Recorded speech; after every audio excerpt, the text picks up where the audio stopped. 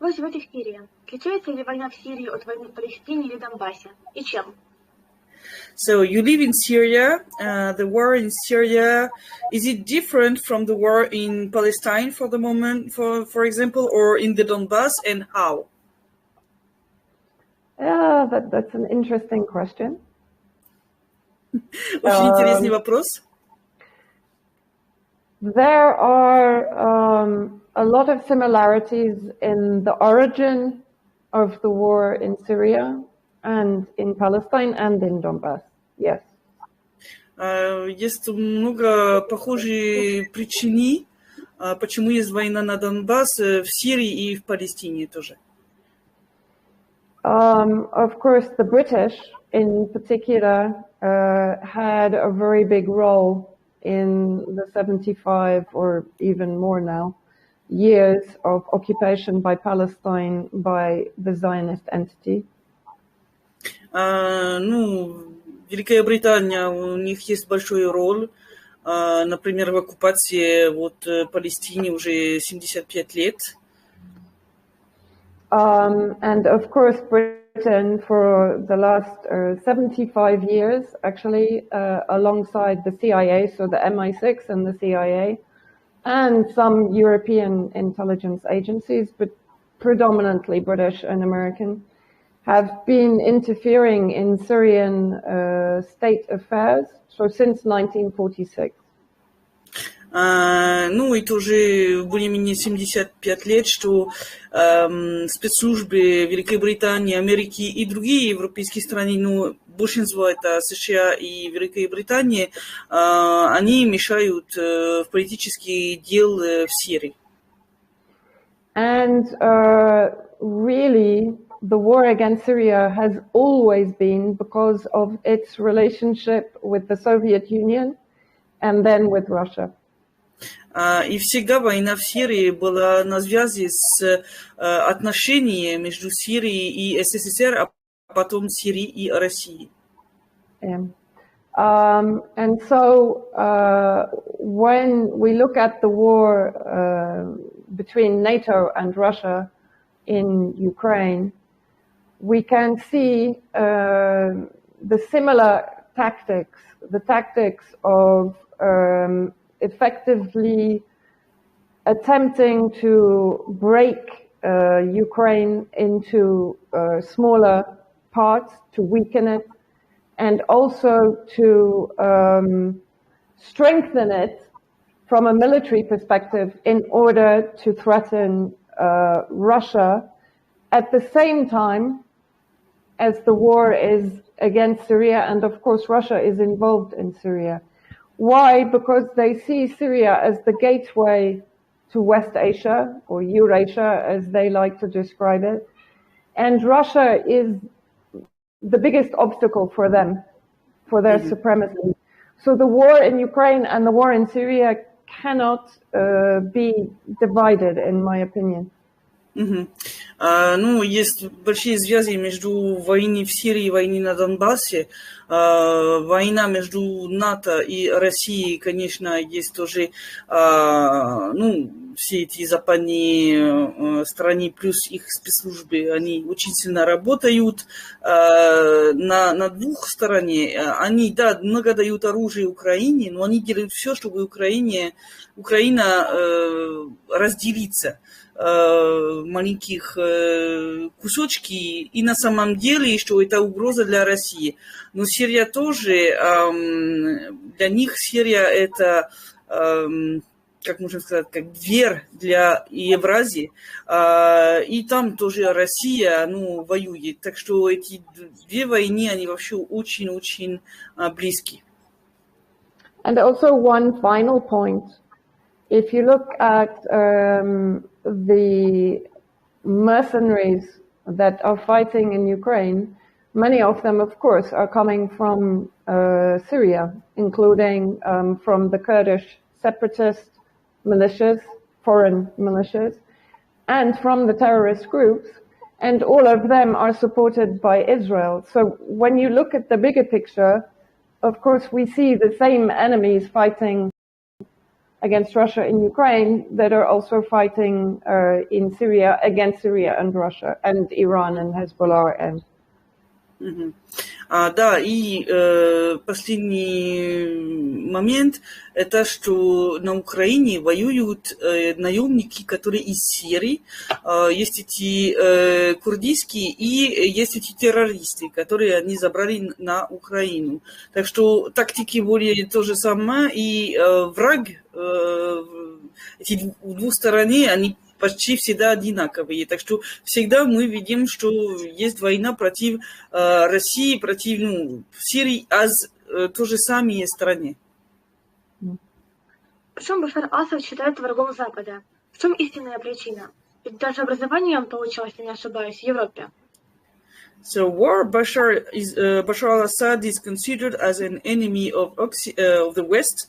What is the true reason? Because if Faina is not making mistake, he received education in Europe. This is easy to answer because after 9/11, in the investigation into 9/11, they revealed emails between George Bush and Tony Blair. And in these emails, they described how they would work towards a different relationship with Syria after they had destroyed Iraq. После был этот 11 сентября 2001 года был этот теракт в США. Нашли электронные письма между Джордж Буш и Тони Блэр. Да, Тони Блэр, который был премьер-министром Великой Британии.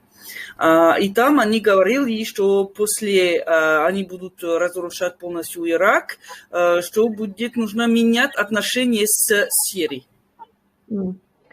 And actually, in 2002, Tony Blair suggested that President Assad should receive a knighthood in the UK. He should receive what? A knighthood. You know, they knight him. They give him you know. Окей.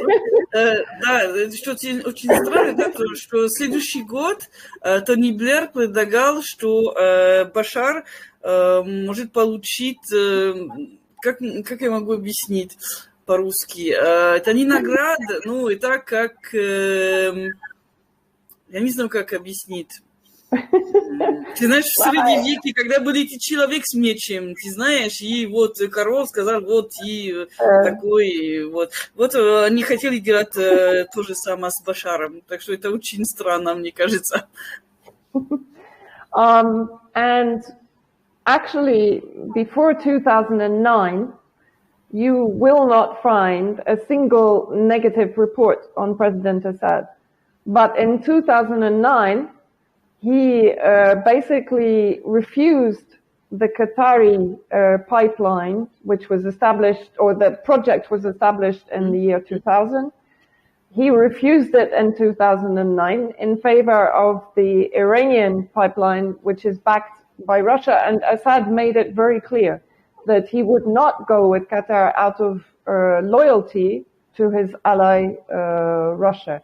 And after 2009, the British spoke to the foreign minister in France then, Roland Dumas, and told him, okay, now we will start to prepare the insurgency, we will start to prepare the militants, etc. So this was the red line for the West, when Assad refused the pipeline. Да, все менялось. До 2009 года не были никакие негативные репортажи или что о Башаре ал-Асаде. Ничего. Все началось, когда он отказался проект из Катара. Это был проект газопровод. ну, этот проект был против интересов России, ну, потому что, знаешь, что Россия продает свой газ, и Башар сказал, что вот он не будет работать против России, потому что Россия очень лояльный союз. Так что они, и это отсюда, что началась все эта подготовки, чтобы начинать революцию. And so basically, I think, the familiar pattern is when you have a leader who will not comply with particularly US, UK agendas in their region or in their country, they become an enemy of the West, and the media promotes them as an enemy of the West. Так что это очень просто. Если ну, скажем так, или президент, или что-то, которое руководит страну, не согласится с интересами США или Великобритании, вот сразу, ты понимаешь, это диктатор, плохой человек и так далее. Так что это так очень просто. Yeah.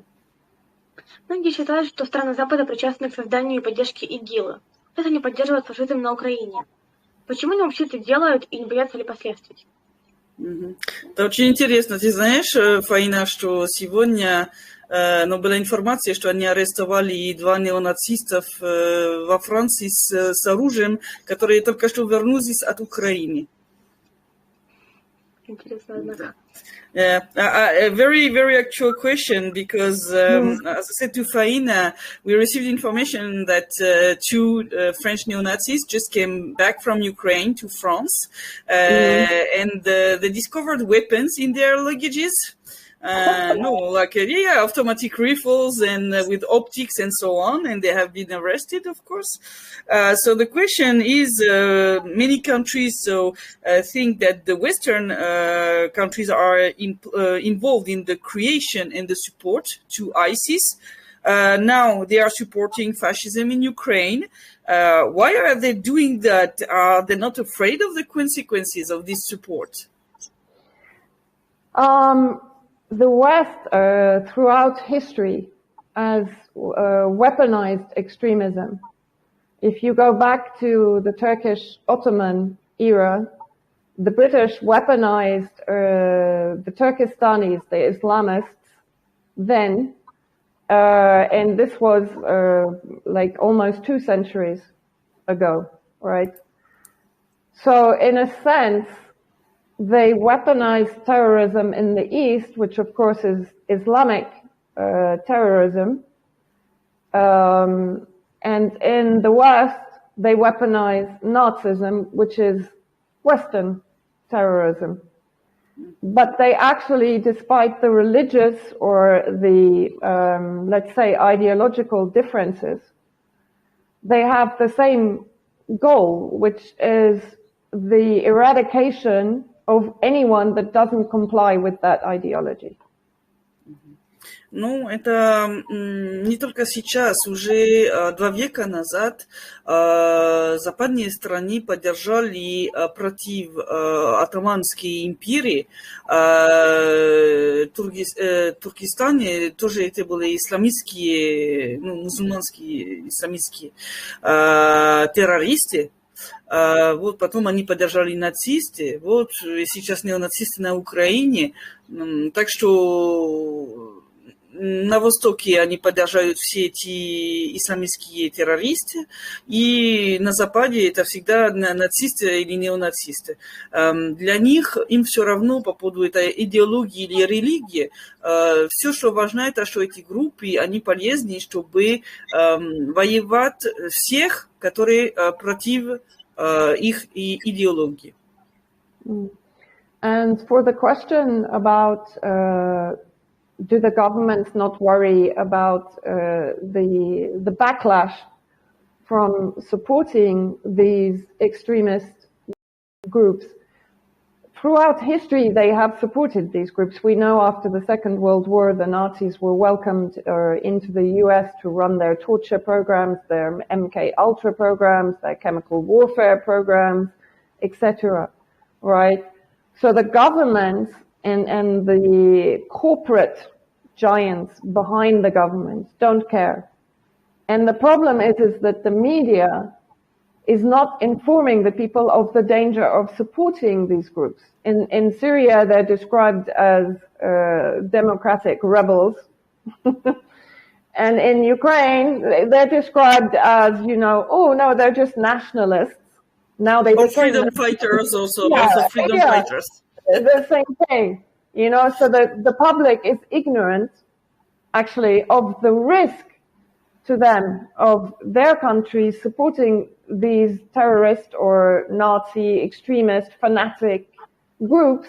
The same in Yugoslavia.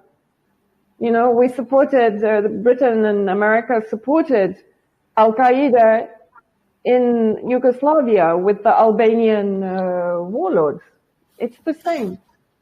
Да, проблема та, что все эти, скажем так, элиты, руководители, которые решают делать это, они всегда поддержали все эти экстремизмы везде, и в Югославии, и вот на Украине, и на Востоке.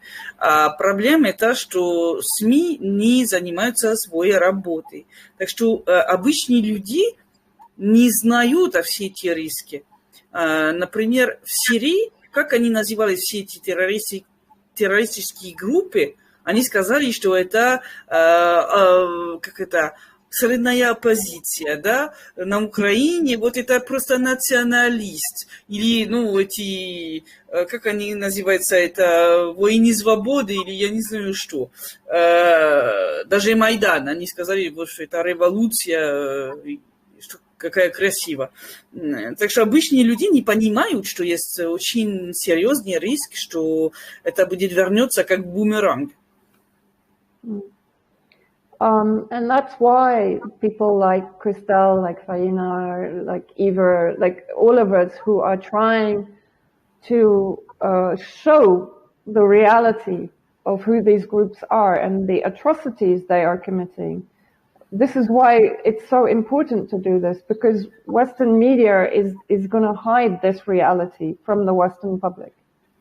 Это почему это очень важно, что мы делаем, ты, Ванесса, Эва, я, потому что это очень важно говорить о все эти преступления этих групп, потому что если мы это не делаем, западные СМИ не это сделают. Так что наша работа, чтобы говорить правду о все этого, очень-очень важна. Вы писали о фейках с белыми касками. Сейчас также появляются фейки на Украине. Почему люди до сих пор в это верят и как с этим бороться?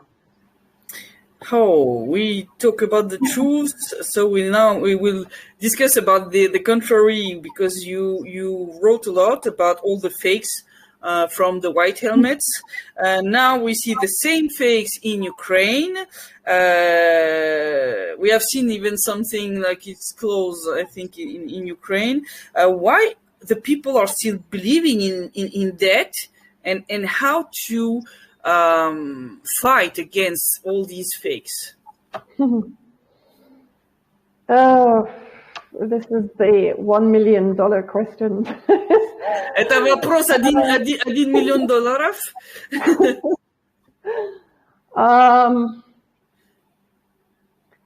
Yeah, it's very, very difficult because look, we know now that the Duma chemical attack, we know that all the chemical attacks in Syria that were attributed to the Syrian government were fake and were staged.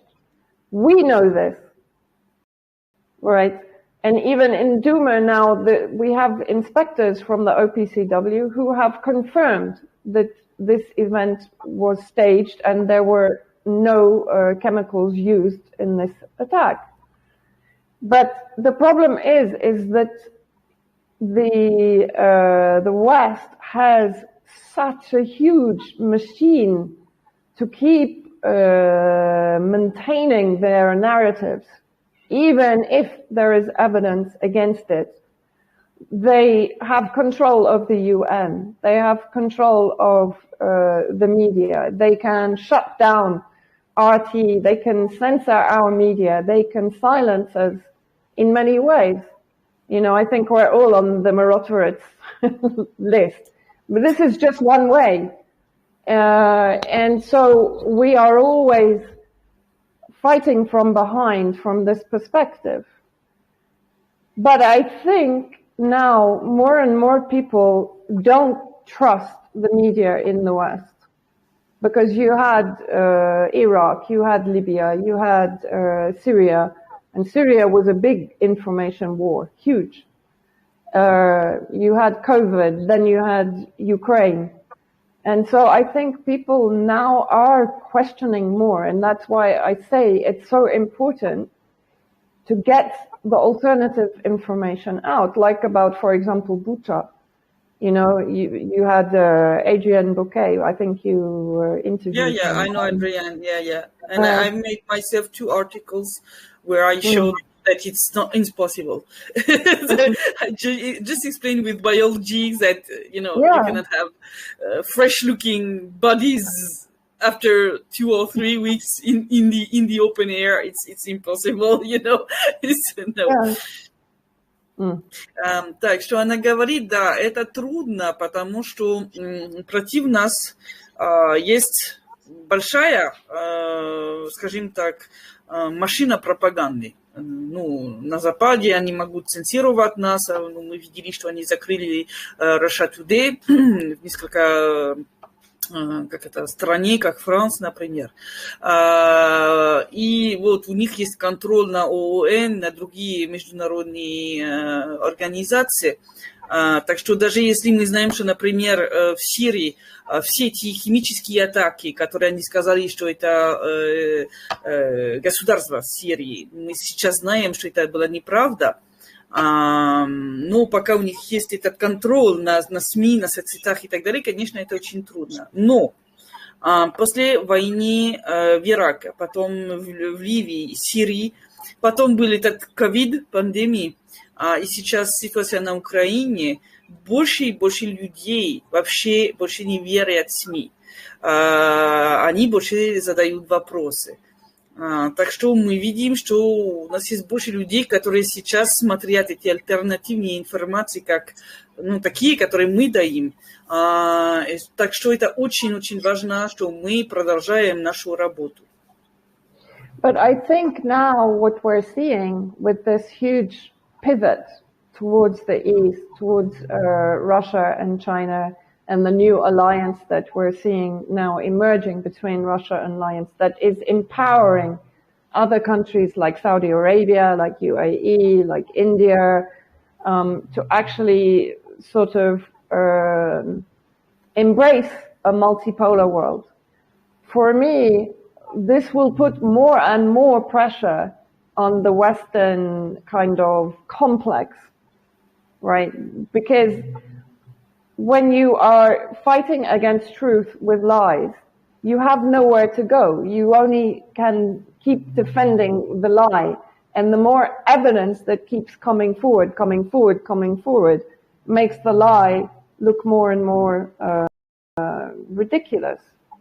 Nobody wants the war in Ukraine. Why would anybody in their right mind want the war in Ukraine? It's insane. It's killing the EU. Yeah. Ну, сейчас мы видим, что этот союз, который создается вокруг России, да, вот все эти БРИКС, союз с Китаем, сейчас Индия, даже Саудия Аравия, другие страны, которые сейчас больше и больше вообще работают вместе, это большая угроза для всей этот нарратив из Запада. Проблема Запада, что вот они вряли на такой уровень, что они больше сейчас не могут говорить правду. Так что они больше и больше говорят лжи, пока есть больше и больше доказательства, что они говорят, это лжи, что они врут. Так что есть момент, когда люди понимают, что это абсолютно абсурдно. Так что мы видим сейчас, что это мультиполярный мир, который... Мы можем сказать, родиться сейчас, это разбить все этот нарратив. И нужно, по-моему, ждать, и будет момент, когда это будет менять серьезно ситуацию об этом. Как сейчас живут дети в Сирии? Есть ли у них возможность посещать школы и получать образование, и получать медицинскую помощь? How do the children in Syria live now? Do they have the possibility to go to school and to receive care, medical care, and so on? Actually, in Syria, the situation is still horrible. Mostly because the military war really reached a plateau in 2018, and now it's stagnant. It's not moving. It's kind of, there are obviously annexed territories to the northwest, to the north, to the northeast, etc. But the war itself is kind of not there right now.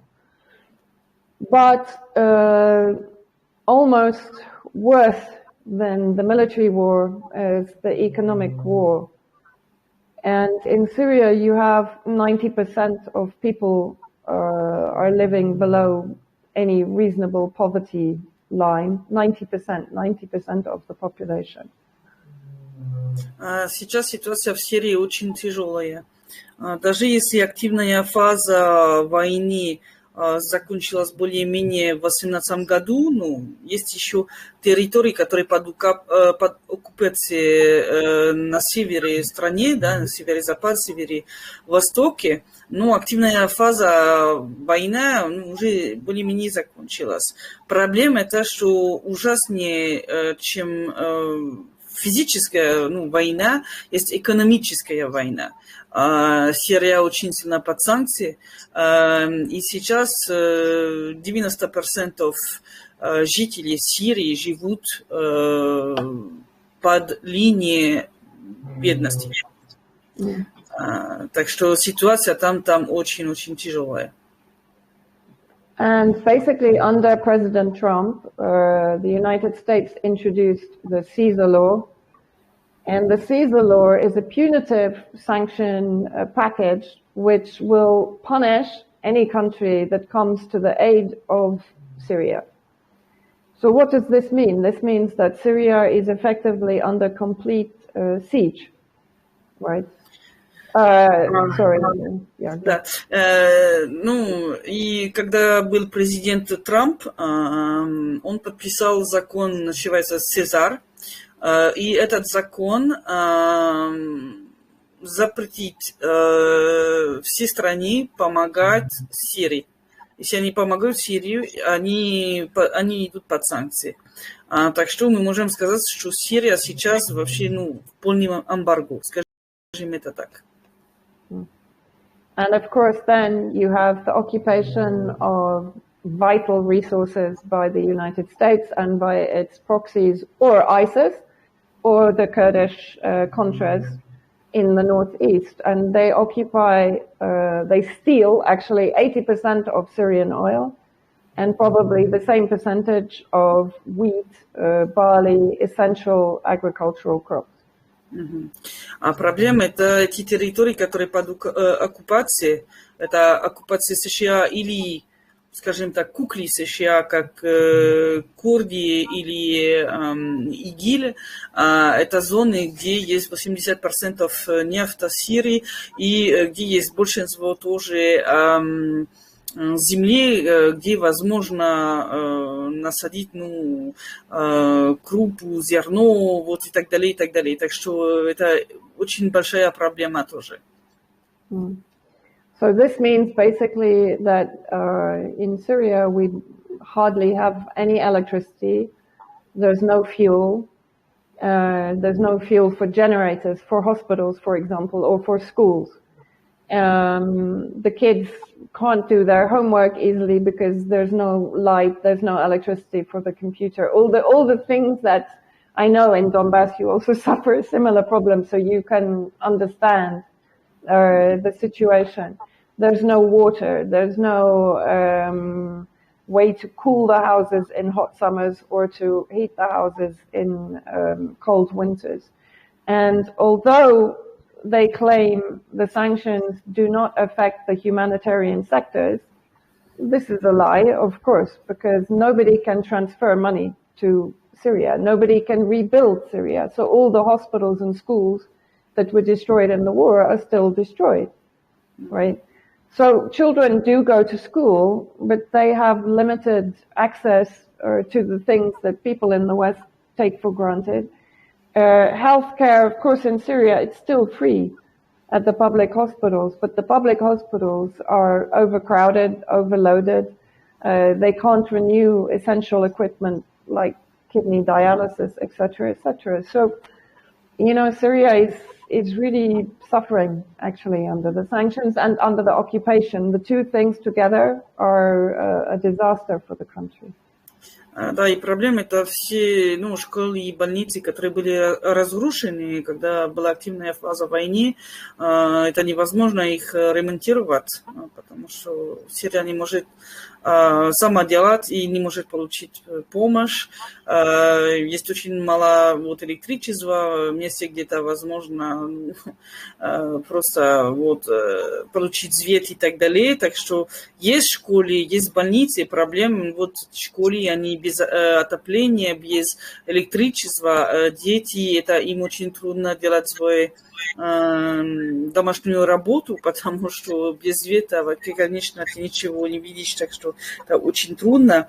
Больницы есть, те публичные больницы, там все бесплатно, но есть слишком много людей там, и они не могут получить новые техники, новые экипировки и так далее, так что ситуация реально очень-очень тяжелая.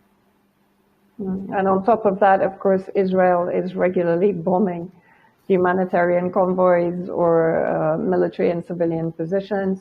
And the U.S. is, or since the earthquake, actually, the U.S. has triggered ISIS on, I think, 3 occasions to kill civilians in the central desert area of Syria. They go to collect the truffles because this gives them a good income in the market, and they're getting massacred, actually, by ISIS fighters that are under the control of the U.S. Да, и проблема та, что еще Израиль регулярно бомбит Сирию, и не только военные объекты, но тоже и мирные жители, и даже гуманитарные конвои. Вот. Есть еще иногда, вот после было это землетрясение в Сирии, в Турции, вот США тоже дал возможность эти террористы из ИГИЛ забрать, ну, убить мирных жителей в центре Сирии. Так что это еще такая ситуация. Какую роль играет Турция в конфликте в Сирии? Турцию можно назвать стороной конфликта? What is the role of Turkey in the conflict in Syria? Can we say that it's a part of the conflict? Yeah, absolutely. Turkey was really the center of the war against Syria.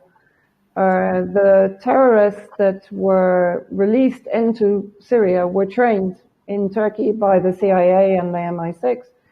And the Turkish borders were used to bring terrorists and weapons into Syria, but also Turkey had, or Erdogan had, Ottoman ambitions to take or to occupy Syrian territory as far as Aleppo.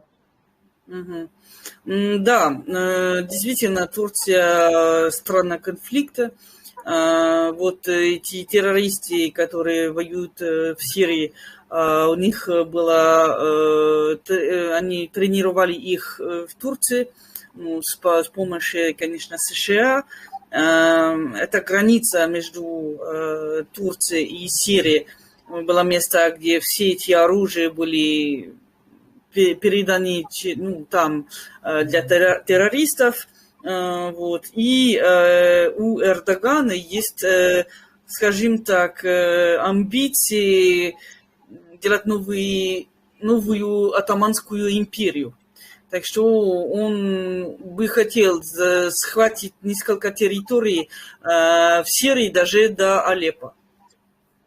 And even now, actually, Turkey is occupying northern Syria and northwestern Syria by proxy and by direct military intervention. И сейчас Турция оккупирует часть территории Сирии на севере, или прямо, или через какие кукли, скажем это так. Вы были в Палестине. Скажите, почему израильское правительство всегда решает вопросы с помощью оружия, утверждая, что это в целях безопасности страны? Почему Палестина не может себя защитить при помощи оружия? Создается впечатление, что Палестину сразу обвиняют в терроризме за те же действия, что совершает Израиль. So you were in Palestine. Why does the Israeli government solving all these problems with weapons? Why the Palestine cannot defend itself with weapons? It seems that as soon as Palestine is doing the same action than Israel, it's terrorism. Yeah, this is normal. This is the whole Western media complex working again, Actually, we are living through some very interesting times now. And the West, for maybe a century or more, has been trying to prevent the creation of a pan-Arabist movement in the Middle East. And actually what we have now is the re-emergence of a pan-Arabist movement and a unity of the resistance movement and Arab states that previously aligned themselves with Israel and the West, now at least coming on board and defending Palestine. So we have a time in history where I think Israel is at its most vulnerable. Ну, сейчас мы видим, да, это точно, что ты сказала. Вся эта ситуация, конечно, это благодаря всей этой, пропаганда из Запада, да, которая в одной стороне это демократия, а другой это диктатура, когда на самом деле это одинаково, и то же самое по поводу Палестины и Израиль, да. Мы видим сейчас такую интересную ситуацию, потому что Запад всегда сделал все, чтобы нет союза между все эти арабские страны. Они сделали все, чтобы есть страны, которые за США или Великобритании, чтобы есть И они сделали максимум, чтобы разделиться эти арабские страны. А сейчас эти страны начинают работать вместе. Отношения уже улучшатся. Да, мы видим это, что сейчас, спасибо Китаю, да, благодаря Китаю, новые отношения между Саудовской Аравией и Сирией, например. Раньше Саудовская Аравия была на стороне более-менее США или так Израиль, да. И это очень плохо для Израиля, потому что сейчас они в такой ситуации, где они очень слабые. Если все эти арабские страны работают вместе, чтобы поддержать Палестину, это будет уже другой вопрос. So, to some degree, and thank God, the resistance has actually removed itself from Western influence.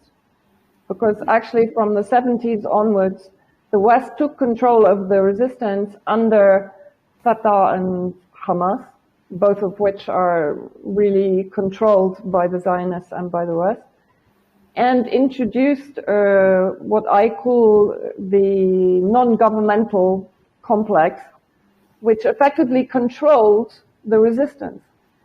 Now you have arms being supplied to the resistance, and you have really an intifada now. And yes, of course, the West will start crying and saying, but we have to demonstrate peacefully and all this. It's nothing to do with them. This is about the resistance of Palestine. It has nothing to do with the West. It's not the West's business. This is how I see it. А сейчас резистанс в Палестине меняется. Раньше все силы, которые резистировали против Израиля, Это были силы, которые были под контролем Запада. Это Фатах и Хамас. А сейчас мы видим новые движения, которые не под контролем Запада, которые получают оружие, и которые готовят новые реальные интифада. Так что мы видим сейчас очень интересные моменты, когда ситуация очень сильно меняется. И это очень интересно, потому что, да, Запад, конечно, будет против этого, потому что это они их кукли, ты понимаешь? Британия, как и другие страны, помогают оружием, деньгами, наемниками Украине. Как вы думаете, почему она это делает? Не боится ли этим мировой войны? Почему общественность Британии молчит? So the Great Britain, like a lot of other countries, is helping Ukraine with the weapons, money, mercenaries. Why is it doing that? She's not afraid of a third world war, and why the British public is silent? Yeah, apparently we're even going to be, well, actually, I think we're already supplying depleted uranium. I mean, they use depleted uranium in every single area that they targeted, including Iraq, including Serbia, including Syria. So this is normal. You know, it's nothing to be really surprised about. Honestly, now, when I look at Western governments, in my opinion, the governments are not in control. What you have now are kind of puppet governments, even in the West. And it doesn't matter if they are Republican, Democrat, left, right, center, anything. It's pointless having this discussion. Because really it's the military complex, pharmaceutical complex. It's the big billionaire complex behind that wants control of world resources and complete supremacy over world resources. And so, in my opinion, I'm afraid that, yes, these people now are crazy enough to push the war to even to nuclear level to achieve what they want. I don't want to say this because I want to believe that the rationale is there somehow, but I don't believe it's there.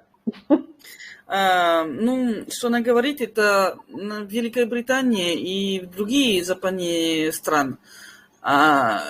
Все эти государства это просто кукли.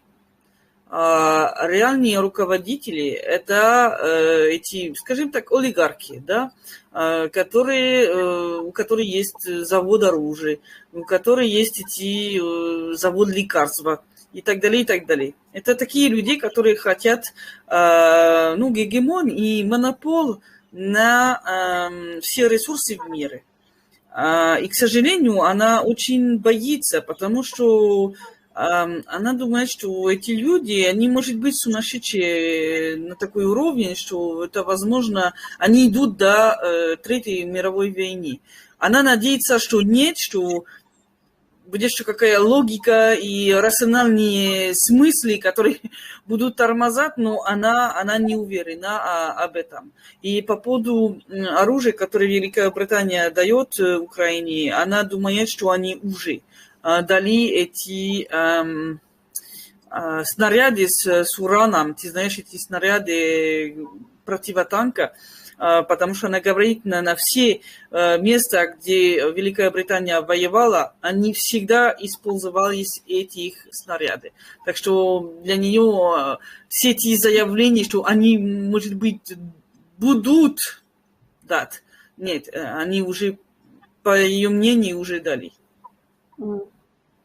And I've completely forgotten what I was going to say then.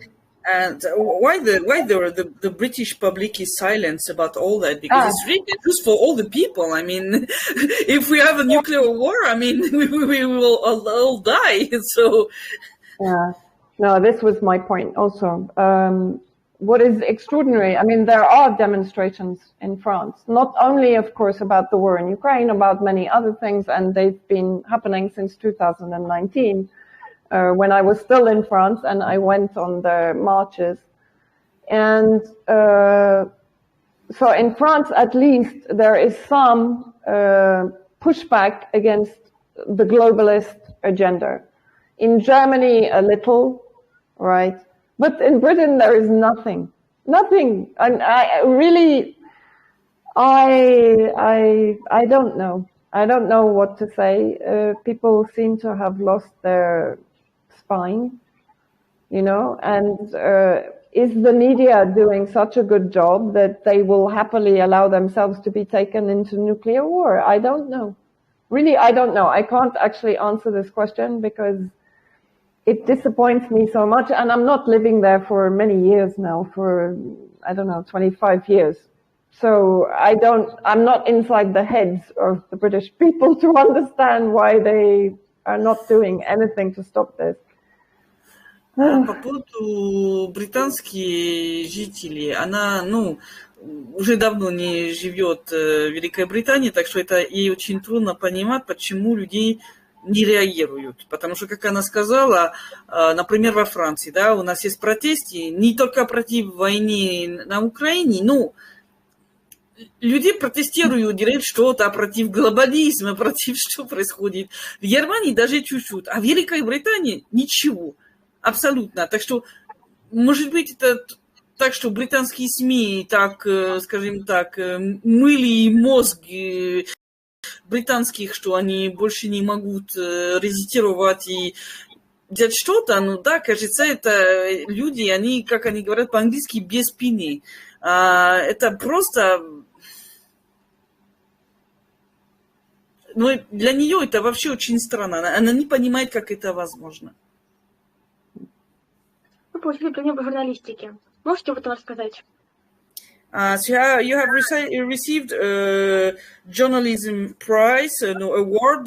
Can you speak a bit about it? If you're speaking about the Serena Shim Award that Eva received also, it was in the memory of a journalist called Serena Shim, who at the time, she was a US citizen actually, working for Press TV. And in 2014, actually, she exposed the Turkish role in the war against Syria. And she photographed and she filmed aid convoys entering Syria, carrying weapons, carrying terrorists, and carrying also chemical weapon ingredients. And she reported on all of this, and then she received death threats from the Turkish government. And she, on air, she told everyone, okay, I received death threats. I'm actually a little afraid. And that night she drove back, I'm guessing she was heading back to Ankara or Istanbul. And she was hit by a lorry. Her car was hit by a lorry. And she was killed instantly. And the US has never investigated, actually, her death, even though she is a US citizen. Her mother is still trying to get some kind of closure on who killed her. Of course, we suspect that Turkish intelligence had her killed. So the award is for integrity in journalism, and I'm very humbled to have received it, because Serena was really someone who stood for truth even when she knew there was a very high risk of her being killed. Да, она с Эвой Бартлеттом получили вместе этот Серена Шим премию. Эта премия вот по имени вот Серена Шим, это была американское гражданство, она была журналист, и она сняла фотографии, видео, доказательства, что Турция отправила в Сирию террористы, оружие, химические оружия. Она получила угрозы, смертные угрозы. Она в эфире об этом говорила. И когда она вернулась или в Анкару, или в Стамбуле, ее машину ударил грузовик, и она умерла. Конечно, эти угрозы были от Турции, так что По ее мнению, конечно, Турция за это атаки. Но США ничего не делает, чтобы расследовать об этом. Никакие расследования нет. Ее семья попробует вообще получить информацию, элементы, которые могут помогать понимать, кто сделал это. Ну, это очень трудно. У них нет никакой поддержки, так что Ванесса вообще очень благодарна. Это премия, потому что это премия для вообще искренности в журнализме. Ну, она сама не говорит, что она на такой уровень, как была Сирена, потому что Сирена вообще рисковала свою жизнь на такой уровень. Даже когда она знала, что она получила эти угрозы, вот она еще и говорила правду, даже если она знала, что это было очень опасно. Самое важное решение повлияло на нашу жизнь. Oh, what was the most important decision in your life? Oh, gosh. Probably to go to Palestine, I think, to go to Gaza. I never went to the occupied territories, but to Gaza. I think this was probably the most important decision. One, because I met Eva at Rafah crossing, actually. That's when we met in 2012. Самое важное решение это было идти в Палестину, в Газу. Там она встретилась с Эвой Бартлеттом, это где они встречались. По ее мнению, это самое важное решение в ее жизни. Хотели бы вы понять род деятельности? Что бы вы могли сказать себе в прошлом об этом? Would you like to say like change your job? And what could you say about that in the past about this topic? About changing my job? Yeah. In the past, in what way? Sorry. Did you have some moment where you thought, okay, I'm going to do something completely different, or I stop this, it's too much, I don't know. No. Sure, you know, there are times where it is, as you know, and Faina knows, and all of us know, it becomes very high pressure. But I never thought about changing it. No. Не, никогда. Даже, есть момент, ты сама знаешь, Фаина, и все журналисты, которые работают, как мы, знают такие моменты, где, давление очень сильно, где это очень трудно, но она никогда не думала заниматься другой работой. Напоследок, что вы хотели пожелать детям Сирии, Палестины и Донбасса? What would you like to wish to children in Syria, Palestine, and Donbass? Peace and end to all this war, all this poverty, all this suffering, loss. You know, every family in Syria, it doesn't matter where you go, in what region, what governorate, every family has lost a father, a husband, a brother, a son. And just for this to stop, you know, it's, as human beings, we haven't evolved. We are still killing each other, just we are doing it with bigger weapons and more dangerous weapons and more horrible weapons. That's it. We didn't change. We didn't learn anything from history. I pray for the next generation. They are people like Faina and, you know, they understand history and they can change the future because it's too late for us, but for them, really, I pray for them that they find a way to change this pattern. Да, она хочет, конечно, конец все эти войны, траур, потери, как она сказала, в Сирии ты куда-то ты идешь, все семьи у них были, они потеряли кто-то отца, кто-то сына, кто-то брата, и она надеется, что, она говорит, что человечество вообще, так как у нас была эволюции нет, да, мы до сих пор воюем и убиваем друг друга, как и мы это сделали уже 10 века назад, просто наше оружие сейчас мощнее и очень страшнее, чем 10 век назад. Но она надеется, что дети, как и те, которые жили на войне, и живут на войне, что они будут строить будущее, где больше не будет. Потому что вы знаете, что это такое, и что, может быть, у вас будет эта эволюция, которой у нас не было, и для нас это уже слишком поздно, но, может быть, вы сможете это строить, другой мир. Спасибо за сегодняшнюю беседу. Thanks a lot for the discussion and for this wishes. Thank you. Thank you. Thank you. I really enjoyed it. It was really good talking to you both and seeing you both. It's really nice.